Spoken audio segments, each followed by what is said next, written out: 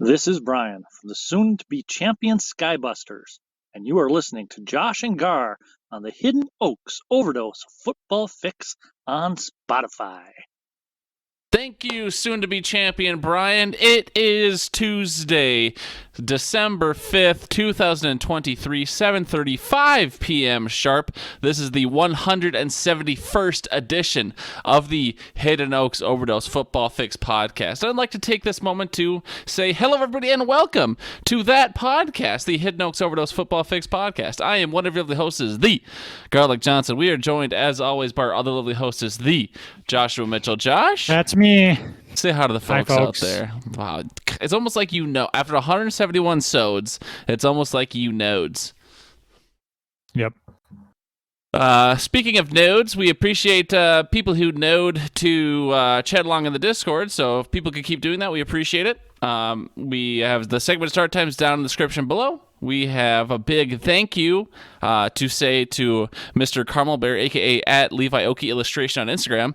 That man not only watched an episode of TV with me today, but he also hopped on the COD box this afternoon. What? So this man is bringing a resurgence into my life, and I've been missing him. It's been a good 2 months since at least 2 months since I've heard his voice.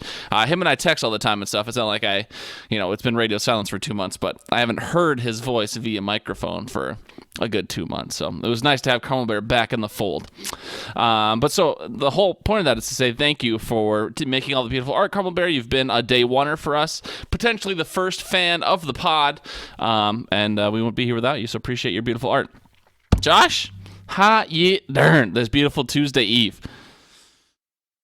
Darn, Gar, how are you doing? You know what? I'm doing good. We fill out this. We'll talk about it in just a bit, but we fill out this what we call the 23-24 Fantasy Fun Time 5.0 spreadsheet is what we have it titled as. That's its official name, and pretty much every league people are in, except I have one league that goes to week 15 and the playoffs start week 16. But for almost every league everywhere, this is the final week, or we just concluded the second to last week, so we're looking forward to the final week of the fantasy regular season. And I feel like I feel like we skipped a good chunk there. It feels like it was just October, and all of a sudden now it is early December, and the playoffs are literally 1 week away. So I feel good. I feel appreciative of the position I'm in.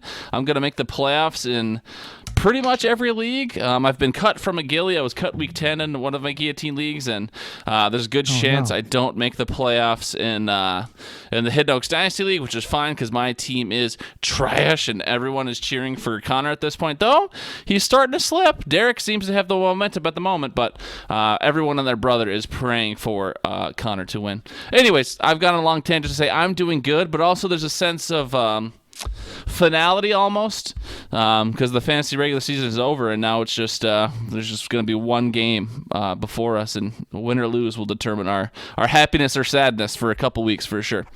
Yeah. But anything cool or exciting happened between Saturday and today? I'm trying to remember.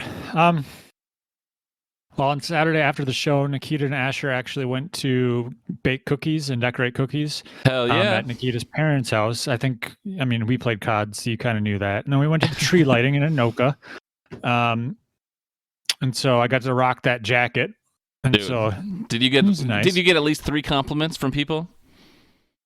No, but I think I'm going to have a movie written about me. So it's something, I guess. Asher enjoyed the tree lighting. He did really good.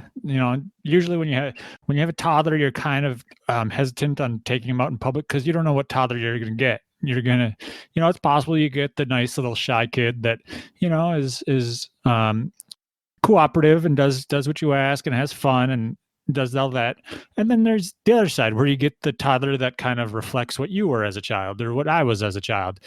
Just a disaster zone of disasters. And Asher was definitely the calm, eager, flirtatious with the ladies kind of child. Asher! Yeah. A little bit of a playboy, huh? Player. Oh, yeah. But yeah, he had a good time, so I had a good time, and I hope Nikita had a good time. But then, I watched football on Sunday, and Sunday night was a blast until, the last 4 minutes. You guys still won? Yep. No, we still won. I'm still happy about that. But the world tries to take things away, Gar. It can be tough when you're playing against. I mean, it would be akin to, think back to like cliche high school shit. It would be akin to like you beating the popular kid in something. Like the Chiefs are the flavor of the decade. They are the dynasty of the moment, and most of the nation's not going to be happy that you dethrone them in what some would argue is a questionable way. I'm not going to say here nor there. I was loud in the Discord already. But that's the plight of playing against and beating the popular kid. Everyone's gonna do anything they can to discredit you versus celebrate you. So, yeah, well, we spit in their Cheerios. That's one way to do it. All right, Josh, you ready to get into the real meat and potatoes of the show? Yeah. All right. You got the rhyming wrap up. You were just wrapping up, so let's hear you wrap up that rhyme, son. Week 13 started with Hawks losing to Dem Boys. Refs were throwing flags like Asher does toys. The Jets crashed while the Falcons soared. The game had more flags than points scored. Steelers lost to the Cards in a game delayed twice. The refs should flag nature just to add a bit of spice. Flacco led Cleveland to a loss versus the Rams just in time to retire and continue smoking hams. Minshew mustered magic in OT versus the Tits today. Vrabel and Hopkins say the refs took their chances away. Lions beat the Saints, yet the refs find a way to steal the show. A nasty injury to one showed us how bones aren't supposed to go. Bucks eliminate Panthers like a game of shirts versus skins, in a game where refs could care less on who actually wins. Niners stomp Philly in a game that could not be hyped more. A few ejections for touching did little to even the score. Denver lost to Houston, and their streak finally finds the end. Prayers to Tank Dell while his leg is on the mend. When flags are left alone and teams can just play, there are a few things that make refs lean this way. One is a game forced on us like the Chargers versus Pats. Refs want it over like the perv in Chris Hansen's chats. The next is a slaughter seen with Commanders versus Finns. Why throw a flag when we all know who wins? Browning, not Burrow, got the Bengals the win. A bad holding call late made Greg Olson's head spin. Let's not forget the worst call seen during the whole week. Chiefs vs. Packers highlights the incompetence in which I speak. Unnecessary roughness, why'd the clock stop? That was DPI. Pack beat the Chiefs while the nation listened to Collinsworth cry. Finn. That's beautiful. I had a theme this week. We'll just completely ignore the Monday night game or what? What are you talking about? Did you talk about the... Yeah. Oh. Browning, not Burrow, got the Bengals the win. A bad holding call late made Greg Olson's head spin. Sorry, Josh. You're absolutely right. I normally expect it. You know, that's on me. I normally expect you to go in chronological order, so I was thrown off. But you're absolutely right. I usually do. I'm absolutely wrong. I had to save the Packers for last. If I were in your position, I'm sure I'd do the same thing if it were the Vikes. That's on me. My bad. But no, good rhyming wrap up. I think you were, obviously you've done a couple things with it. But I don't remember the last time it was fully rhyming like that. So, you know, I always love your creativity. You're the Dr. Seuss of the show for sure. So we love to see it. I'm a doctor. They're closer than me for sure.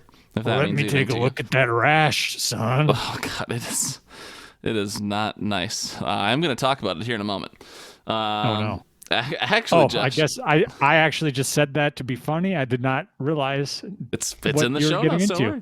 Speaking of, Josh, what an excellent segue. I would love to talk about my rash, but we will talk about that rash in our new segment. It's not new to this week, but new to this year, the fire in your gut. And because I'm in such a good mood, Josh, because I'm pumped about the things that have been and the things to come, we're going to go. I think I just played it like 2 weeks ago, but we're going to play the whole motivational speech, all... What is it, 30 seconds Why you got to it? do this, Gar? I hope you fucking... We finally got all the drywall up in our basement. Now you're going to make me run through it. Here we go. Welcome back. Who drove over here? Quick, let me see your hands. Who took the bus? Did you have fire in your gut? Did you? We're here for a reason. Don't get that twisted, okay? We're here for a reason to win games.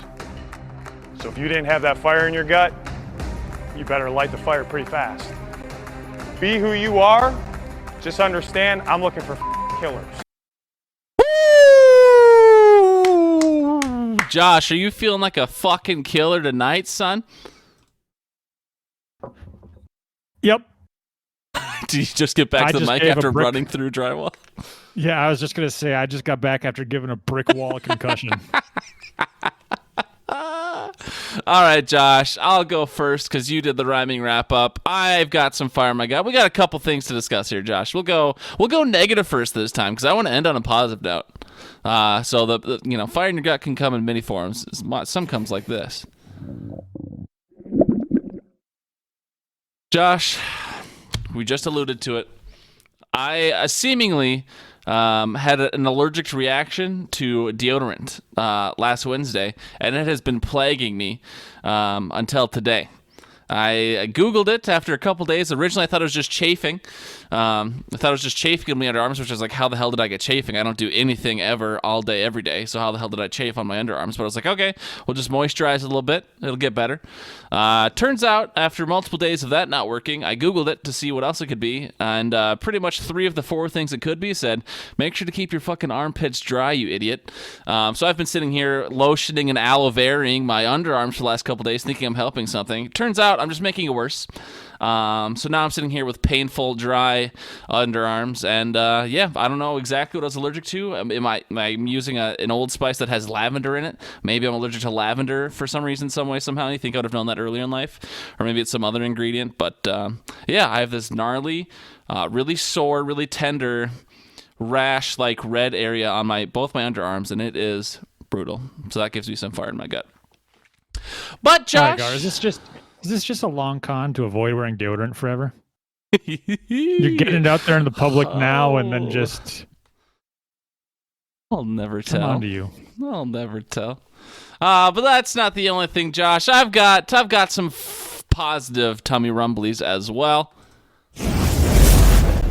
Josh, I've been hitting up the greasy fucks about it just because I need a single outlet, because if it wasn't for that, I'd be blowing everything up. But the first trailer for GTA 6 finally dropped. It dropped last night, and it looks amazing. We have been waiting, at this point, 10 years for this game. By the time it releases, we will have been waiting 12 years. GTA 5 came out originally on the 360, if you can believe that shit.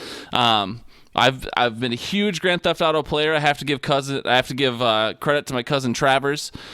He originally got me into those games when I was over at his. I was playing the PS2, and then I got the games for myself. And I love Grand Theft Auto, one of the best franchises, one of the best game producers. They also made Red Dead Redemption and Bully and LA Noire. I mean, these guys release bangers every single time they release a game. So some people might say it might not live up to the 12-year hype, but Josh, you and I both know this game is going to slap, and I know you're not as excited as I am, but seeing that first trailer, it looks like they're going for they're back in Vice City. Seems like they're going for almost a Bonnie and Clyde type storyline, and I am pumped.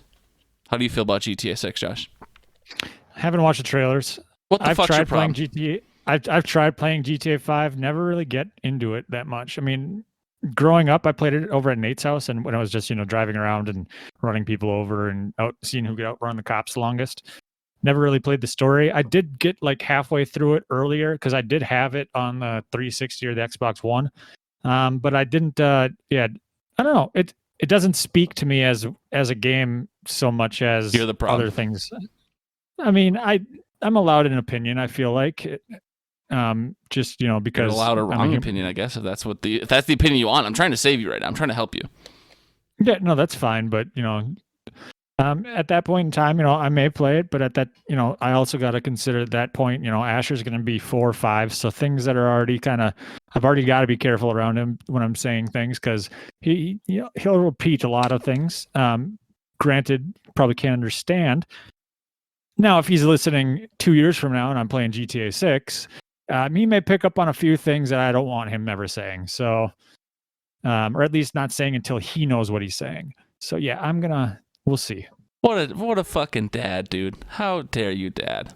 No. Now, 2 years from now, I might be playing Lawn Mowing Simulator 2025. And well, just imagine some fucker comes through and messes up your diagnosis, though. Asher's going to hear some things you don't want to hear anyway. So I don't know what the difference is at the end of the day. But at least then he'll know what I'm saying. He'll understand. Okay.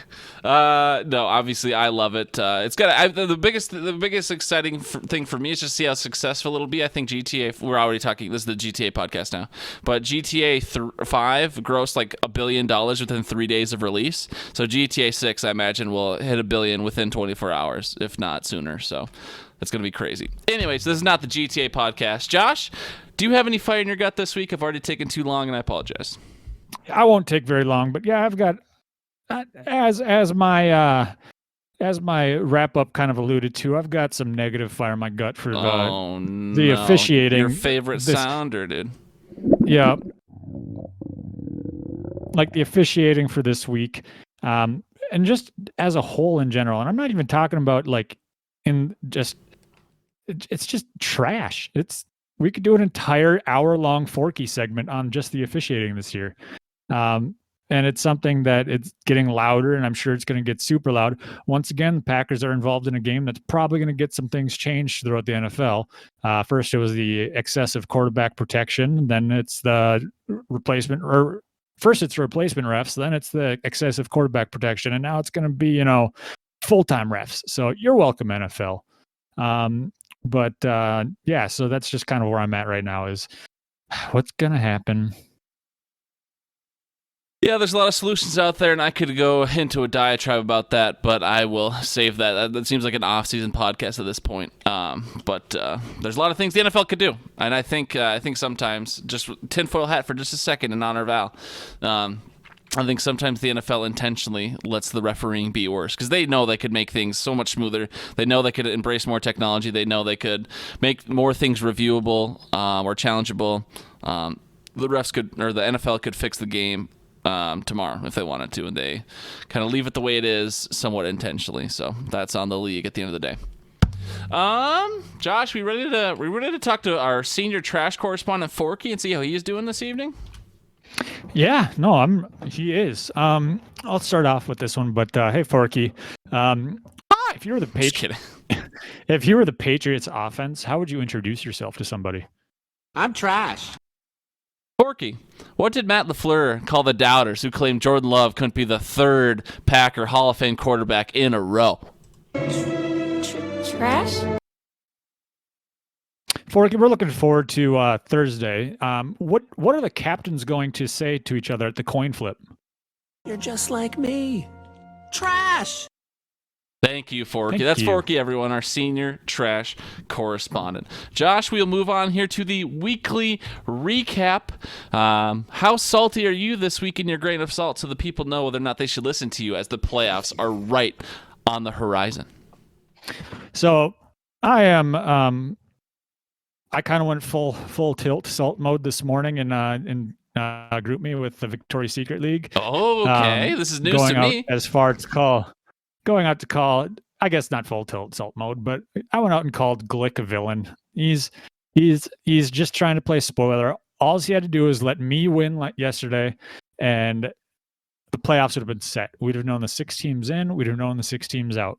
But nope, he had to beat me. Damn it!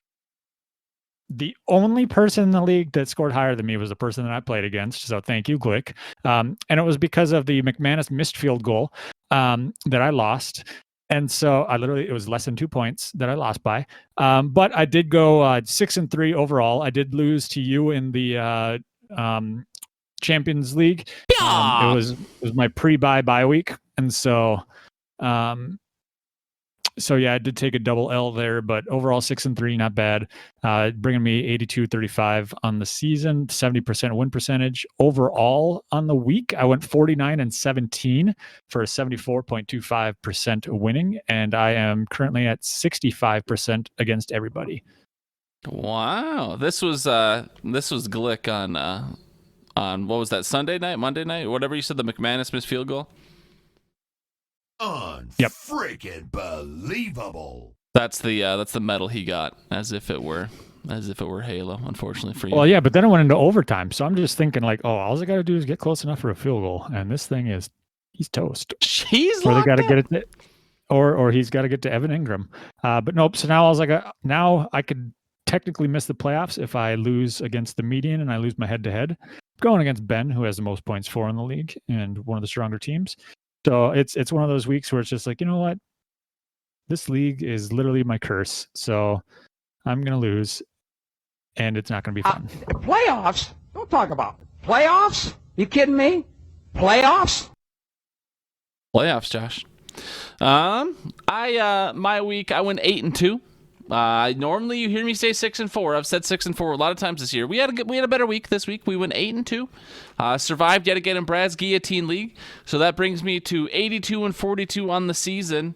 Heads up, aka how my records appear within the apps.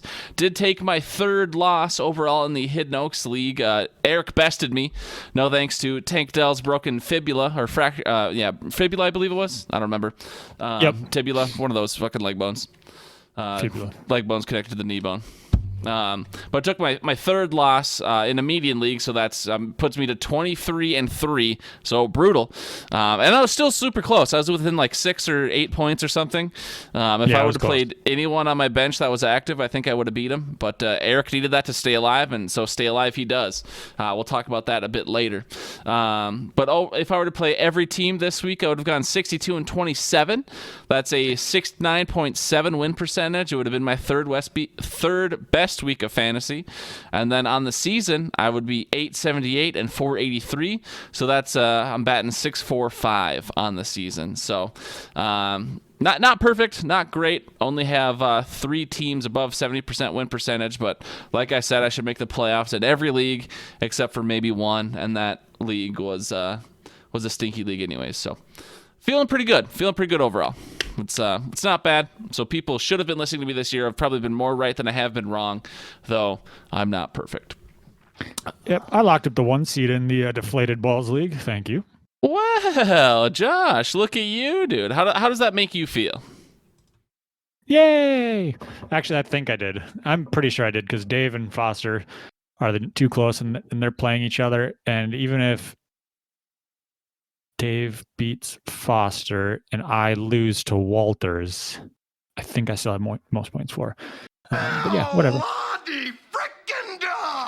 It's a sounder night, Josh. I'm hitting them fast. I'm hitting them furious. Speaking of, well, Lottie frickin' da, Josh, how'd things go in the FanDuel this week? FanDuel, overall, we had 3 top scores, and we have a 3 leaderboard. Now, our top 3 scores of the week a little bit lower are Garbanzo's Best Beans with 126.06, the Vikes Number Man with 123.74, and then Derek with 122.14. Our top 3 leaderboard: Garlic, you're still on top with 679.16. Derek's nipping at your heels with 671.08. And then Cody is right behind him with 670.44.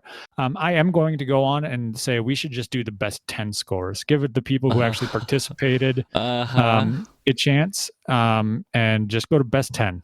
I haven't even looked at that. Do you happen to be in first in the best 10? Just by happenstance?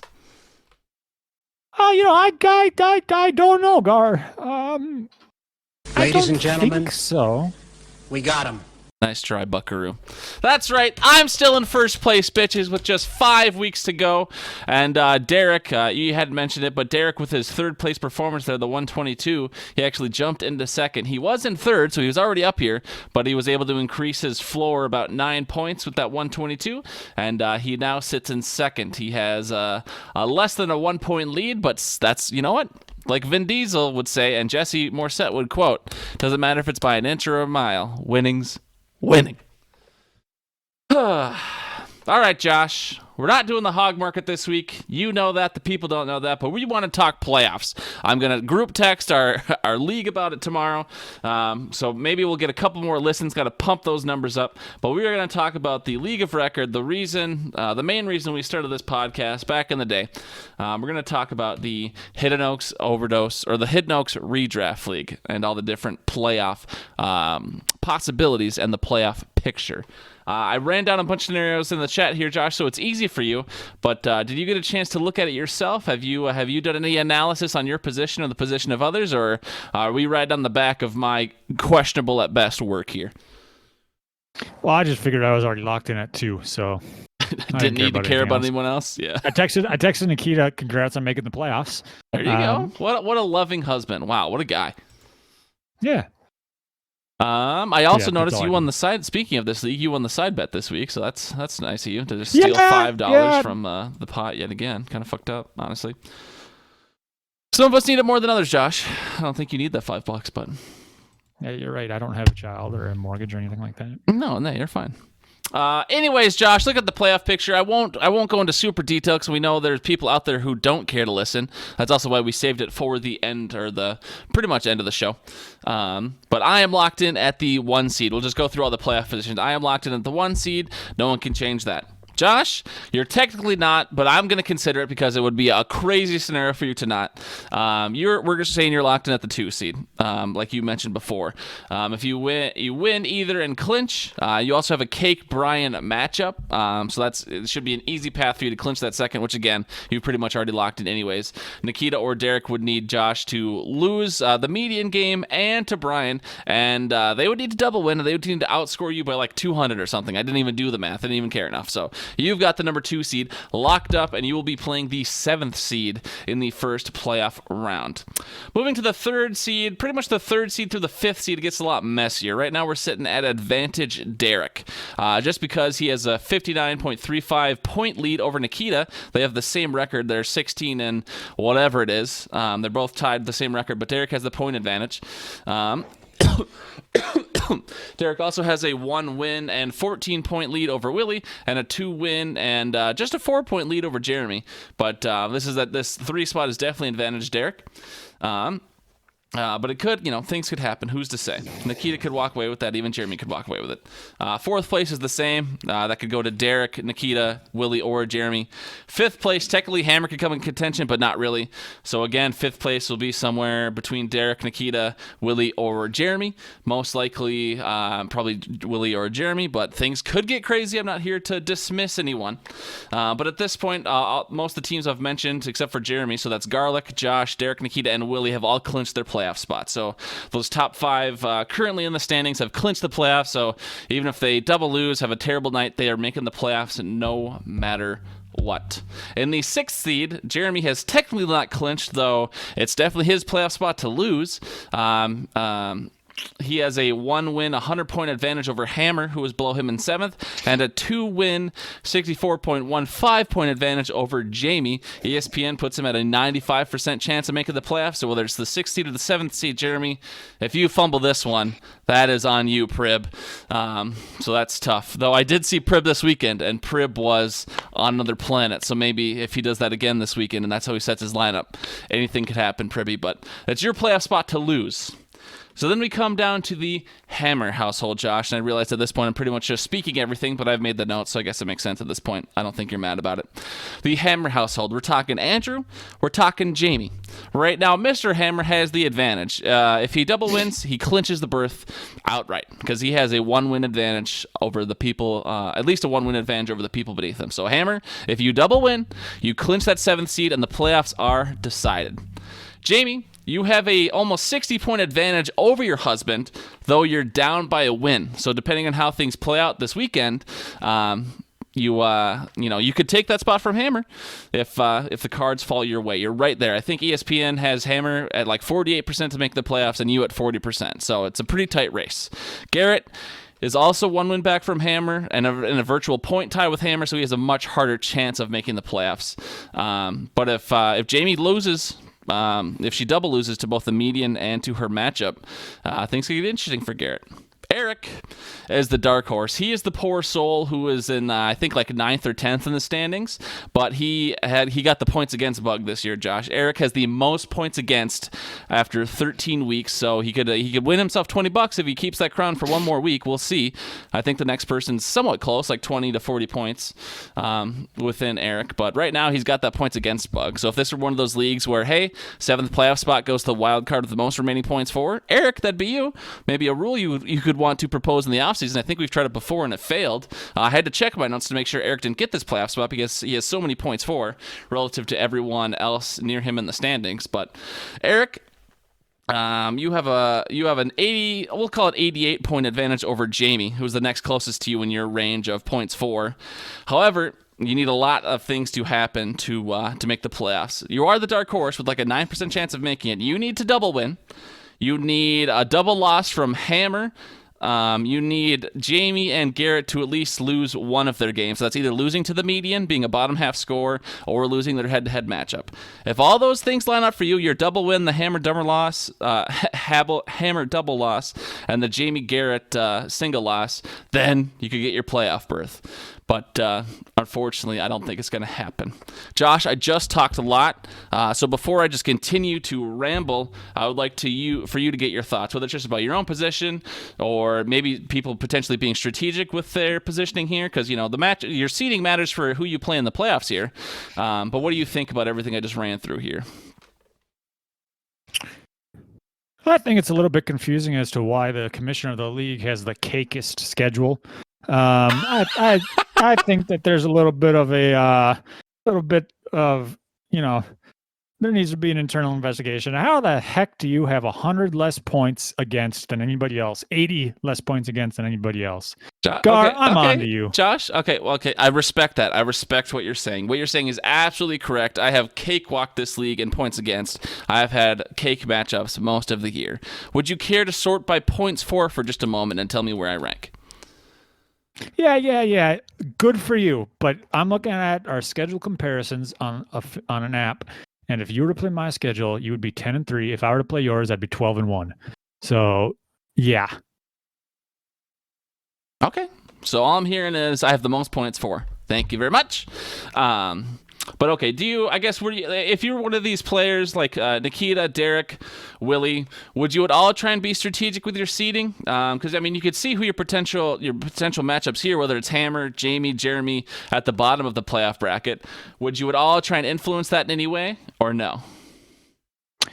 No, I don't know. I don't care about that sort of thing. You're not a thrower. No. So the one time, there's a little bit of question marks a couple years ago in Victoria's Secret because my team was literally just scratching its way to the playoffs. Like I'm just struggling. Like I am a bus going downhill with blown out tires, needing to turn before it falls off a cliff. That's how bad my team was. So I was literally like, okay, Josh is the cake matchup for the playoffs. And a setting got changed week 14 or 15. So after the first round of playoffs, that had the seeding get reseeded after the first round of playoffs. Sure. So the top seed gets to play the bottom seed. Yep. So it wasn't that way anyway before. And so that happened. And, I was like, what the heck is this? And somebody, I guess it had been discussed. I was not part of that discussion. I don't think many people were. Sure. And so I had to go against the top seed. And yeah, so to me, it doesn't matter because I still kicked their ass. Boom. That's the spirit. Okay, so Josh isn't a thrower. That's okay. What about if you were in our position? Both you and I are locked in. Literally nothing I could do changes. But I'll talk about in a minute. I'm playing Garrett. Garrett has a chance to make the playoffs. Would you throw to get a weaker opponent into the playoffs? Because that's something I'm not saying I'm going to do it, so please don't yell at me. But I'm just saying, if I ensured a Garrett double win, that could make the playoff picture a little bit more muddy. Is that something you would consider? Is that too questionably ethical for you? Yeah, it's a little questionably ethical. Not necessarily illegal, I guess, because it's still, it's up to you. But to me, I don't know. To me, it just doesn't make sense. That's like, I don't know. It's sure. Yeah. Okay. Just curious on your opinions. But all right, that's pretty much the playoff picture. Again, the clinchers have been me, Josh, Derek, Nikita, and Willie. On the bubble are Jeremy, Hammer, that's the Mr. Hammer, and the Mrs. Hammer, so Jamie. And then Eric is the absolute dark horse, only has like a 9% chance of making it. But I want to say a couple years ago, it was Nikita. It might have been more than 9% chance, but Nikita was definitely on the outside looking in. And like all the different things that needed to happen happened. I believe it happened to her, and she made it. So obviously things can happen. That's why I am saying there is a chance, but as of right now, it is looking like it's going to be one of the Hammers versus Eric or Garrett. Josh, that leaves us just a couple teams at the bottom of the league, and I'm going to go ahead and do what I do every year. I love this sounder. I love this bit. And so before we go, we are just going to Hunger Games style honor our fallen, because of course, as we know, people get eliminated from the playoffs all the time, and it's not fun to see. We don't enjoy watching our competitors fall, though some of us do, because that means it's a better chance that we win. But we will honor our eliminated teams, Josh. And if I could just, if you could just please make sure to respect the moment, I appreciate that. Thank you. Okay.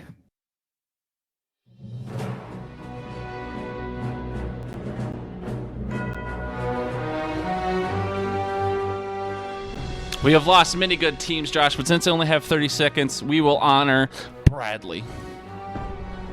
Oh, the cannon's so fucking quiet. Oh, no. Oh, well. Here. Boom. We will also honor Brian. Boom. We will honor T. And we will honor Jesse. There we go. Fixed it in the end. It's the preseason to the playoffs. We'll have that cleaned up by next week, but I just have to make the song quieter itself. Damn you, Windows Media Player. But yeah, Jesse wasn't technically eliminated, but he has less than 1% chance of making the playoffs, so I'm just eliminating him now. Anyone you're surprised to see eliminated, Josh? Jesse, T, Brad, or Brian? Both Canups are the bottom two teams in the league. That's pretty embarrassing for the Canup household, but are you surprised based on what you thought coming into the year? No, not really. I don't remember. Hear that, Canups? Josh thinks you stunk. No, it's not that. It's just I don't remember what I thought in the beginning of the year. That's not nearly as sensationalized, Josh. Boo. I think that we all had fun, so we're all winners. All right. Just before we go, the spiciest matchups to watch this weekend. Unfortunately, there's nothing super spicy. It's not like the Hammers are playing each other, so whoever wins is in. I tried to get something into the playoffs so I could manipulate that matchups here, but everyone was against it. I understand why, but because of that, the matchups are not particularly spicy. The most spicy one would be Hammer versus Nikita. If Hammer wins, that shuts off the playoff picture for everyone else. And Nikita's playing for a seeding. She can finish as high as third. So Hammer, Nikita, the spiciest matchup to watch this weekend. Mild spice would be Jamie versus Brad, just to see what she does, because she has that point advantage over her husband.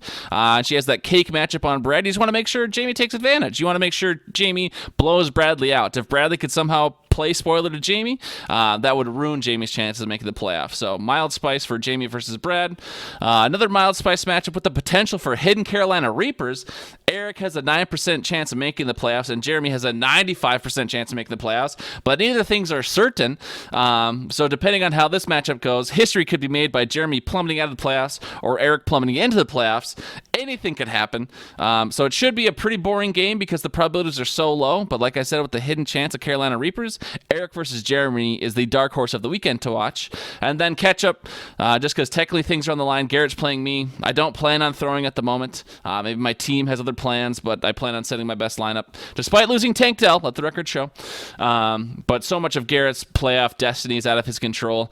I put the spice rating of this one at ketchup. So it's not medium, it's not mild, it's just ketchup. But technically there's something on the line. And I did lose last week, at least one of my matchups to Garrett, or to Eric, excuse me. But with that, Josh, we're already 8 minutes over, and we already started late, so I'm sure either you and or Nikita would be mad at me for keeping you late, and I apologize. But you know what? The playoffs are here. It's a special time of year, Josh. Anything else you'd like to say to the nice folks besides Go Packers before we go and then rejoin them on Saturday morning to help them prepare their final regular season lineups? Nah, I checked out 8 minutes ago. All right, I respect that. We love you, everyone, for listening. We will see you Saturday morning. Good luck. Go Packers. Go Packers.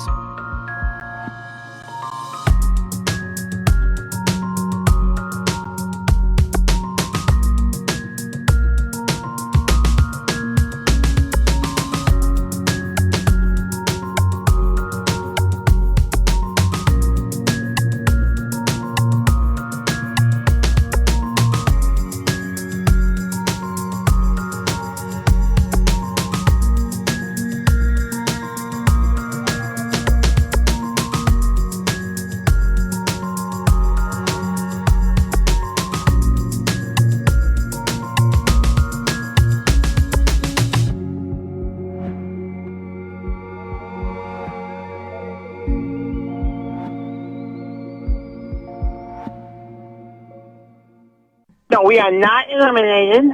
I am very calm. Your and team. we are going to methodically come back and win this thing.